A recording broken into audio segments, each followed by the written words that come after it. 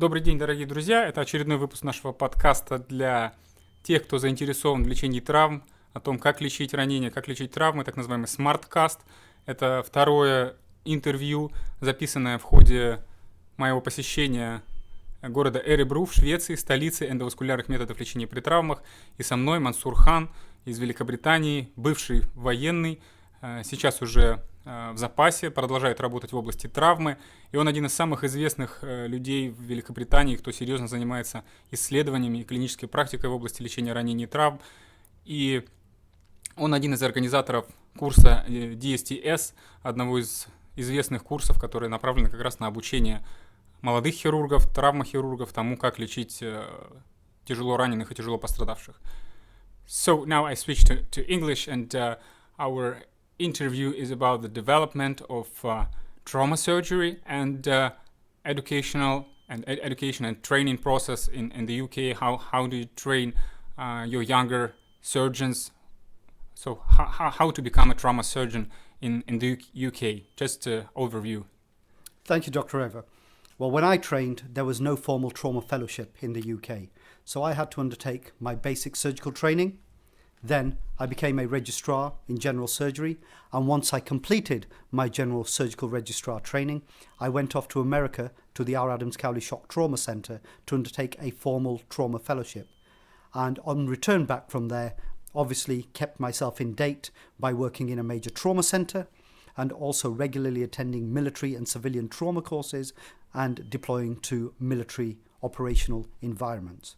In the last few years, we've actually started in the UK a formal trauma fellowship where individuals are trained in becoming a major trauma consultant, i.e. people who are trained to look after trauma patients on the ward, i.e. the polytrauma cases, etc. Or you can train to be a resuscitative surgeon, which is an individual who is trained on how to stop hemorrhage, whether it be in the thorax, in the abdomen, or peripheral vascular. So do these resuscitative surgeons perform any other procedures, or they do only trauma? They have exposure to other elective operative fields. So it is training them, polishing them in all aspects of general surgery, but with a major focus on trauma. So is it a new specialty? So for Russian audience, it's quite difficult to realize the difference because our system is just general surgery. We have no specialty trauma surgery, and the trauma is in responsibility of a general surgeon. And does it mean that this resuscitative surgery is a new branch of surgery, or new branch, even narrow branch of trauma surgery, or it's close to intensive care or critical care? And you have to realize that these terms are not very well identified in our reality, in our audience. I think that is a very, very good question. In the UK, we are now becoming super specialised. 20, 30 years ago, people trained in general surgery. They had to know how to do all forms of surgery. But now with governance and super specialist training, individuals are being trained in a certain focus, i.e. colorectal surgery, esophagogastric surgery, hepatopancreaticobiliary. So the overall general surgeon who's able to do everything doesn't exist. In order to compensate for that, these fellowships are turning up so you can actually do damage control, stop the hemorrhage, restore the patient's physiology, and then the specialist can come in further down the line to aid the trauma surgeon in actually putting the patient back together, i.e. reanastomosis, etc. Oh, okay, and so is it a branch of, or is it one of the components of trauma surgery? It is, I would say, a component of trauma surgery, because in order for you to do trauma surgery, as you well know, I've said this many times, you have to be able to do general surgery well. You have to be able to operate well. What this does, it teaches you the mindset of a trauma surgeon. So, for example, physiology trumps anatomy. You will operate to the patient's physiology, not to the patient's anatomy. We're not in anatomical restoration business here. We're going to keep the patient live long enough to get them to ICU, to restore physiology, and then bring them back once their physiology allows.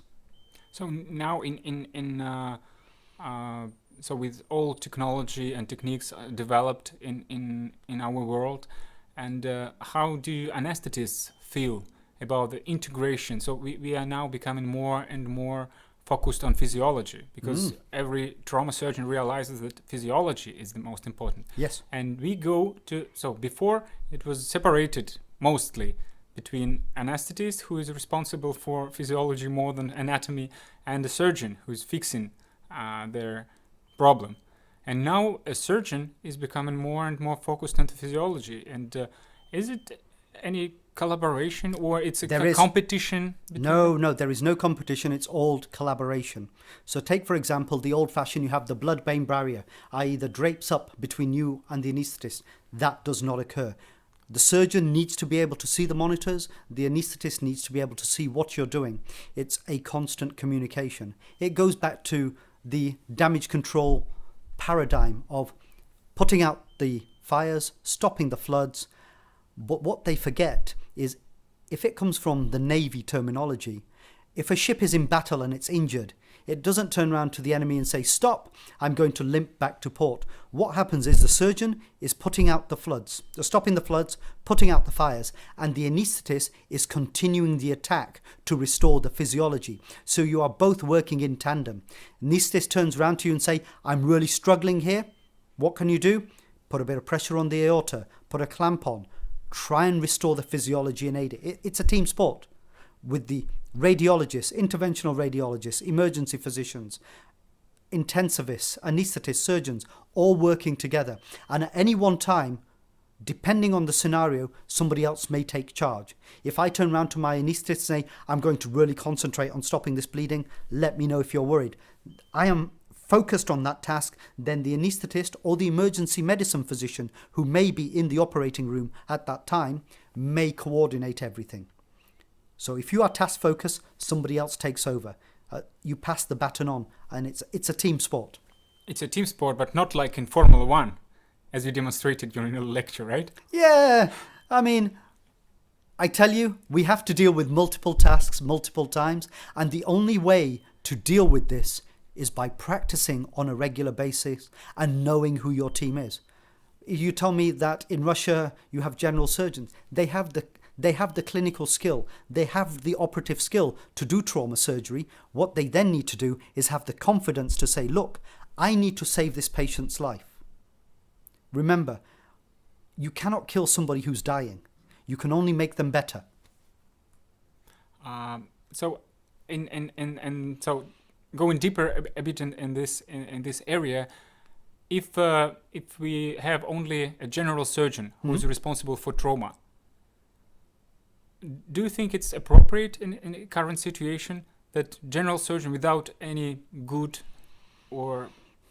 practice or appropriate training to treat trauma, or is it enough or not enough? I mean, general surgery in common. Well, we have to live in the realistic world, and you have to be able to just deal with the training you have. So you tell me in Russia that there is no formal training.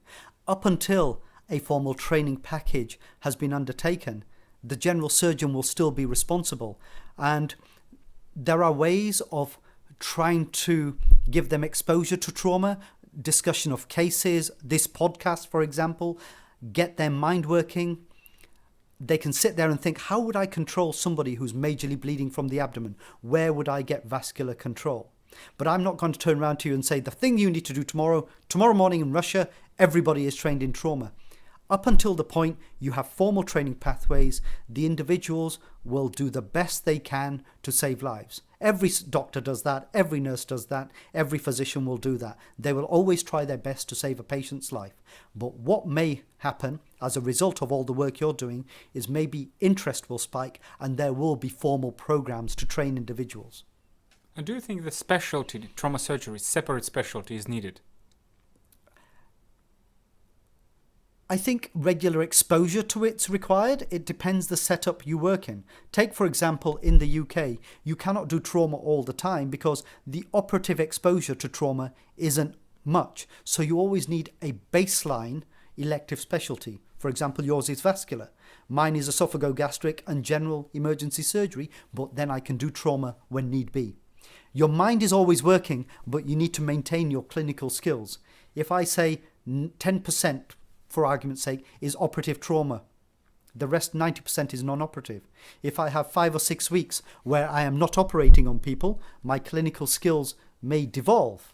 So you always need to maintain dexterity.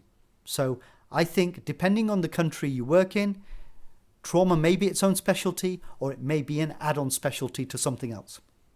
And what are the regular training? I mean the road of a trauma surgeon in the UK. I mean, from the medical school, how would regularly go? I mean, you graduate from medical school, then you go to. So currently, you graduate from medical school. You'll do a 2-year internship. You will then do a 2 or 3 year junior surgical training, followed by 6 years of higher surgical training, and you may take a couple of years out to do research. So it can be 10 to 14 years worth of training. I still believe that you should only do a trauma fellowship formally, and you'll get most benefit out of it if you are able to operate on the majority of general surgical cases independently. And that way, trauma fellowship is a finishing school. It is polishing your surgical and your mental agility to undertake and manage trauma patients. And do these trauma surgeons have exposure to trauma regularly? If you're a trauma surgeon, you should treat trauma, right? Yes. And are there any trauma surgeons or general and trauma surgeons working in small facilities having small or no exposure to trauma? Is it possible? And how you maintain their skills? Do you send them to busy level 1 trauma centers or something? That's a very, very good question. So we have trauma centers, which are level 1, and we have trauma units, which are level 2, which feed into trauma centers and deal with the less severely injured. I'm of a belief that every surgeon should have the same basic trauma skill set. If somebody's bleeding to death in front of you, you should be able to open up the chest, cross-clamp the aorta, put a finger or a suture in a beating heart, or pack the abdomen, take out a spleen. You know the basic surgical requirements, and that is for every surgeon. You maintain your competency by maintaining your general surgical currency, having regular refresher talks, sessions, hands-on experience, and go providing in-reach into trauma centres. So there is nothing stopping them turning up to a trauma centre and saying, I want to round for this morning and see trauma patients, or I want to get operative exposure with you, can I do on-calls with you? The reality is the time that is available. So yet again, it's a fine balancing act.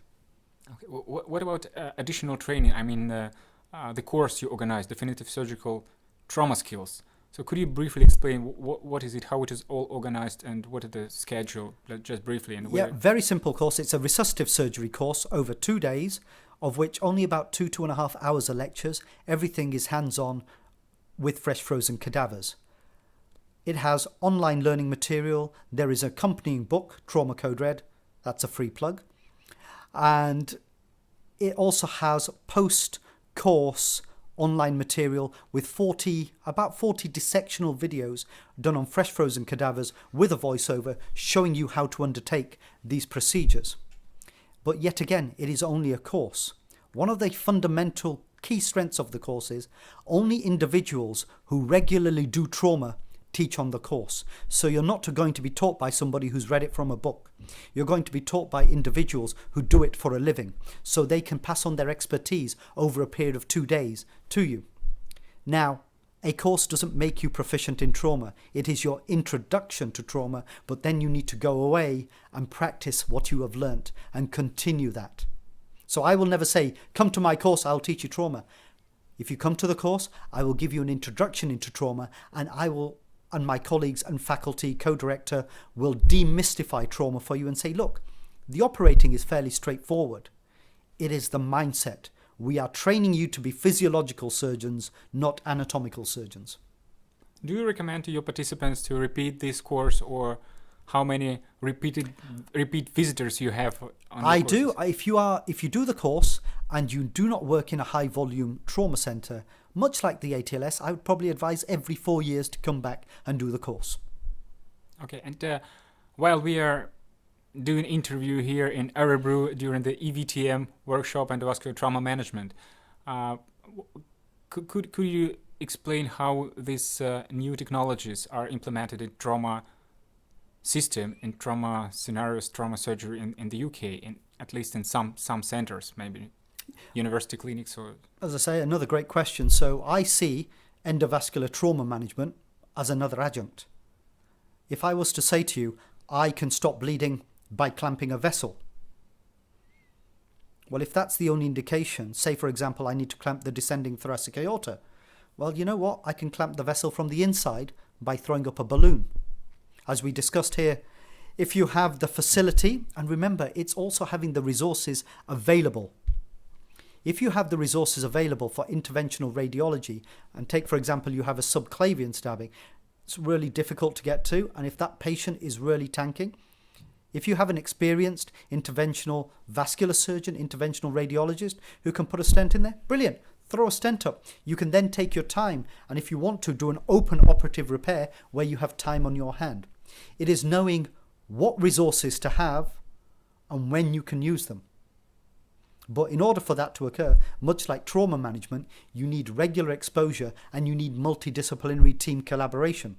There's no point me saying, say for example, I work somewhere and my interventional vascular colleague is going to take 2 hours to get in.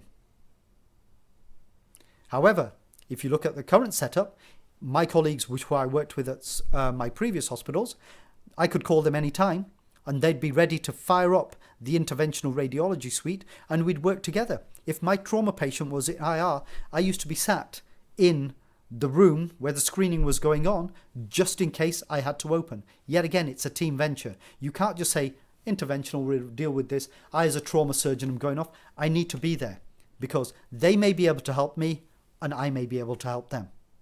And when you work with friends, colleagues who have the same mindset, life becomes very enjoyable.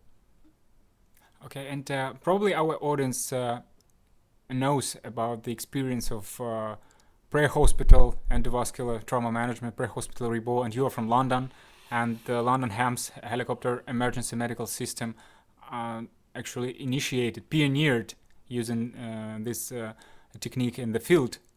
So could you briefly evaluate this experience from your part, from your side? How do you see, what's your vision according what has happened and the future about it?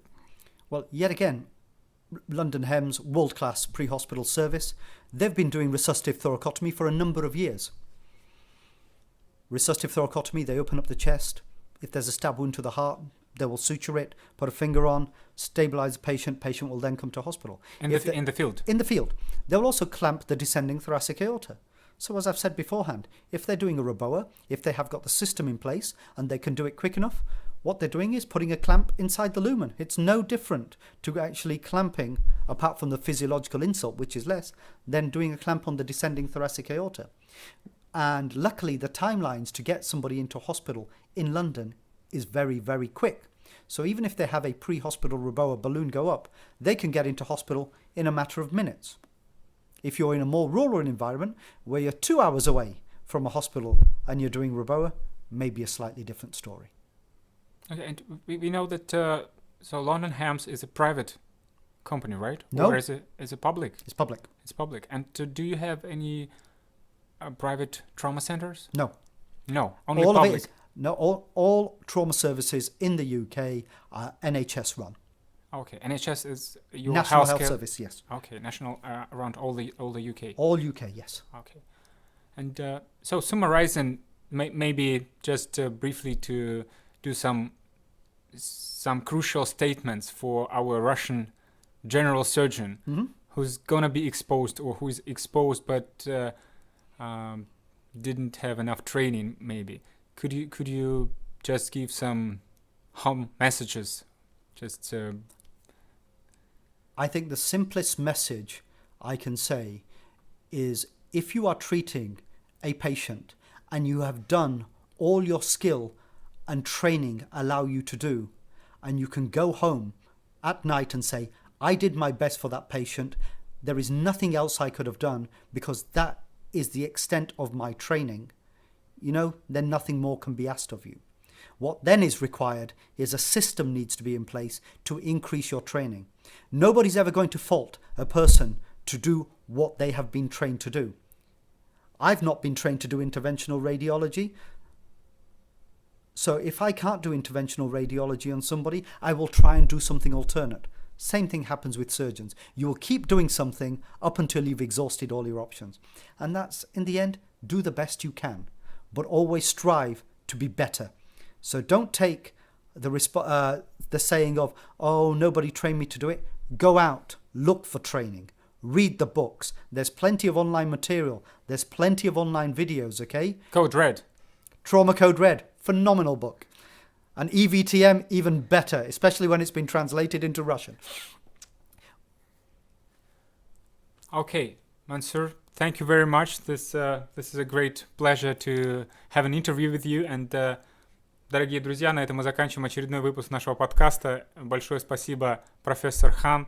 До новых встреч, друзья. Слушайте нас на СМАРТ-касте. Всего доброго. Пока.